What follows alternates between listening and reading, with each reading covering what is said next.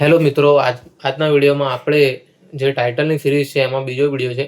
તેમાં હું તમને આજે જૂની 7 બાર કેવી રીતે જોવી અને કેવી રીતે તે તમારે શોધવી એ તમને આજે બતાડીશું. તો સૌપ્રથમ તો તમારે તમારા ગૂગલ બ્રાઉઝર પર કે મોબાઈલમાં neror.gov.government.in વેબસાઇટ પર જવાનું છે. ત્યારબાદ 7 બાર જોવા માટે વ્યૂ લેન્ડ રેકોર્ડ પર ક્લિક કરવાનું છે.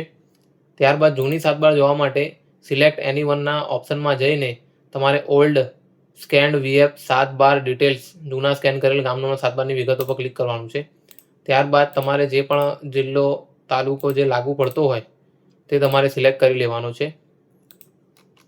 ત્યારબાદ તમારો જે કોઈ સર્વે નંબર હોય તે પણ સિલેક્ટ કરવાનો છે. પછી કેપ્ચા કોડ નાખવાનો છે. ત્યારબાદ ગેટ રેકોર્ડ્સ પર ક્લિક કરવાનું છે.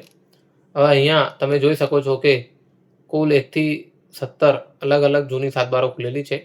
તેમાં સર્વે નંબરના જે પાનના ટુકડા હોય 29/1/3/2 એ રીતે અલગ અલગ 7 બાર જોવા મળે છે. તેમજ આ બાજુ નીચે 1951 થી 1960 એ રીતે ચડતા ક્રમમાં 1994 થી 2005 સુધી છેલ્લી 7 બાર જોઈ શકાય છે. હવે આપણે 1951 થી 60ની 7 બાર જોવા માટે અહીંયા વ્યૂ પીડીએફ પર ક્લિક કરીશું. તો અહીંયા પીડીએફ લોડ થઈ ગઈ છે. અહીંયા તમે જોઈ શકો છો કે આ જૂની હસ્તલેખિત જે કમ્પ્યુટર આવ્યું તે પહેલાં 7 બાર લખવામાં આવતી તે 7 બાર છે. આ એનું પ્રથમ પેજ છે.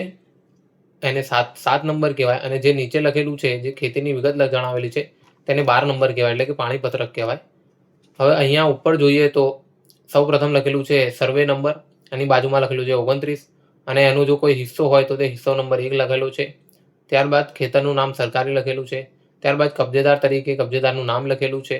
ત્યારબાદ મોજે જે પણ ગામ હોય તે, તાલુકો જે હોય તે, તેમજ બીજા હકમાં જે કોઈ વિગતો આવેલી હોય, લોનો ચાલતી હોય તેની વિગતો જણાવેલી છે. ત્યારબાદ દરેક જે એન્ટરીઓ હોય છે તેને ગોલ આવી રીતે સર્કલમાં લખેલી હોય છે. ઘણી જગ્યાએ સર્કલ હોતું નથી, પરંતુ આ રીતે તમે નંબરો જોઈ શકો છો. ત્યારબાદ નીચે કોણ ખેતી કરે છે, તો આ કબજેદાર પોતે ખેતી કરતા તો પોતે લખેલું છે. કેટલા ક્ષેત્રફળમાં શું ખેતી કરે છે, કઈ ખેતી કરે છે તે વર્ષવાર વિગત તેની જણાવેલી છે. આ રીતે તમે જૂની 7 બાર જોઈ શકો છો.